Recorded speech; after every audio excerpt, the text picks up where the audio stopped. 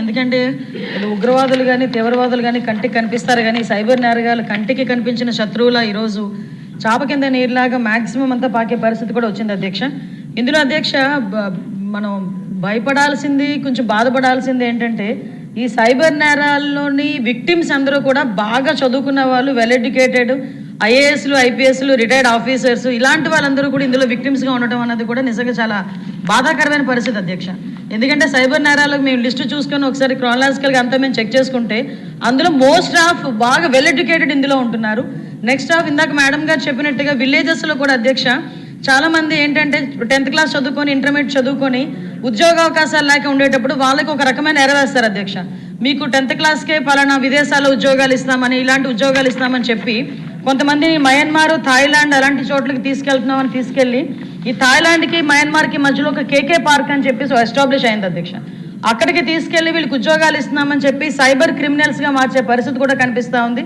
రీసెంట్గా మన ఆంధ్రప్రదేశ్ నుంచి దగ్గర 110 మంది వాళ్ళని కూడా మనం రెస్క్యూ చేసి మన కేంద్ర మంత్రి రామ్మోహన్ నాయుడు గారు సారథ్యంలో ఇక్కడ కూడా తీసుకురావడం జరిగింది అధ్యక్ష. ఎస్పెషల్లీ ఇందాక మనం మాట్లాడుకుంటున్న అధ్యక్ష ఒకసారి ఇక్కడ ఏమవుతుందంటే మెయిన్ సైబర్ క్రైమ్కి సంబంధించి అవగాహన అయితే చాలా క్లియర్గా అవసరం అవుతుంది అధ్యక్ష.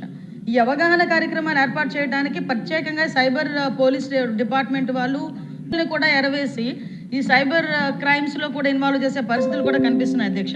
అంటే ఇంచుమించుగా అధ్యక్ష మనం చూసుకుంటే ఈ డిజిటల్ అరెస్ట్ అని చెప్పి చాలా పెద్ద వ్యక్తుల్ని కూడా ఒక రూమ్కే బందీ చేసేసి వాళ్ళ ఆ భయానికే సగానికి సగం చాలామంది డబ్బులు ఇచ్చే పరిస్థితి వస్తుంది అధ్యక్ష. ఇంకొక పరంగా ఎందుకంటే మీరు అడిగారు, ఇది చెప్పాల్సిన బాధ్యత ఉంది కాబట్టి ఒక నిమిషం ఎక్స్ట్రా అయినా తీసుకుని చెప్పాలని అనుకున్నా అధ్యక్ష. చాలామంది ఏం చేస్తుంటారంటే బిజినెస్ టిప్స్ ఇస్తామని చెప్పి దానికి కూడా డబ్బులు విపరీతంగా కట్టించుకొని తిరిగి ఇవ్వలేని పరిస్థితులు కూడా ఉన్నాయి అధ్యక్ష. ఇది మీరు అన్నట్టుగా చాలా పెద్ద సబ్జెక్టు, దీని మీద అవగాహన అనేది కంపల్సరీగా ప్రతి ఒక్కరికి కావాలి. దాని మీద గౌరవ ముఖ్యమంత్రి గారు ప్రత్యేకంగా దృష్టి పెట్టి ఈ సమస్యను అతి త్వరితగతిన పరిష్కరించాలనే ఉద్దేశంతోనే ప్రతి జిల్లాలోని కూడా సైబర్ క్రైమ్ పోలీస్ స్టేషన్స్ ఉండాలి, సైబర్ క్రైమ్ ఎస్టాబ్లిష్మెంట్ కూడా పెంచాలనే ఉద్దేశంతో 26 జిల్లాలకి సైబర్ క్రైమ్ పోలీస్ స్టేషన్స్ ఏర్పాటు చేయడానికి ఈరోజు మనకి ప్రతిపాదన కూడా ఉంది అధ్యక్ష. అది యాజ్ ఎర్లీ యాజ్ పాసిబుల్ ఇవ్వడం జరుగుతుంది అధ్యక్ష.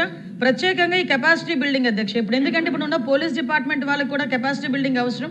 ఇప్పుడు ఏదైతే కానిస్టేబుల్ ట్రైనింగ్ పొజిషన్లో అవనాయండి, పోలీస్ ట్రైనింగ్స్లో అవనాయండి, కంపల్సరీగా 1 month కోర్సు ఈ కెపాసిటీ బిల్డింగ్ మీద పెట్టి సైబర్ నేరాలను ఎలా అరికట్టడానికి ఒక అవగాహన కార్యక్రమాలు కూడా ఏర్పాటు చేస్తున్నాం. ఎస్పెషల్లీ భయం వల్ల, గ్రీడీ వల్ల, ఈ లోన్ యాప్స్ వల్ల మ్యాక్సిమం కొన్ని పారామీటర్స్ ఉన్నాయి అధ్యక్ష, వాటిల్లోనే ఎక్కువగా సైబర్ క్రైమ్ అనేది ఎక్కువగా జరుగుతుంది. కంపల్సరీగా ఈ ఎన్డీఏ ప్రభుత్వం మనకి కంపల్సరీగా ఈ సైబర్ నేరాలు అరికట్టడంలో ఒక పక్కా ప్రణాళికతో ముందుకెళ్తున్నాం అధ్యక్ష. ఇప్పటికి మనం 2025లో అక్టోబర్ నెలని సైబర్ క్రైమ్ అవగాహన మంత్ కింద కూడా మనం ఏర్పాటు చేసి ప్రత్యేకంగా 1 month కూడా కార్యక్రమాలు ఏర్పాటు చేసుకున్నాం అధ్యక్ష. ఇవే కాకుండా అధ్యక్ష ప్రత్యేకంగా ఈ సైబర్ నేరాలని అదేవిధంగా సోషల్ మీడియాని కొంతమేరకు మనం రిస్ట్రిక్ట్ చేయడానికి ఈ మధ్యన ఒక జీవోఎం కూడా ఏర్పాటు చేసుకోవడం జరిగింది. మన నారా లోకేష్ గారు, మన మంత్రివారి నారా లోకేష్ గారి ఆధ్వర్యంలో మన పార్థసారథి గారు, సత్యకుమార్ యాదవ్ గారు, అదేవిధంగా మనోహర్ గారు, నేను కలిపి ఒక మనం మీటింగ్ కూడా ఏర్పాటు చేసుకోవడం జరిగింది అధ్యక్ష. ఆల్రెడీ 2 మీటింగ్లు అయినాయి. ఆ 2 మీటింగ్స్ అయిన తర్వాత కంక్లూషన్కి వచ్చి as early as possible cyber crime నేరాల మీద అరికట్టడంలో గవర్నమెంట్ ఇప్పుడు చిత్తశుద్ధితో ఉంది. ప్రజలందరూ కూడా అవగాహన కల్పించుకోవాలి. ముఖ్యంగా ప్రజాప్రతినిధులు కూడా ప్రజలకు అవగాహన కల్పించడం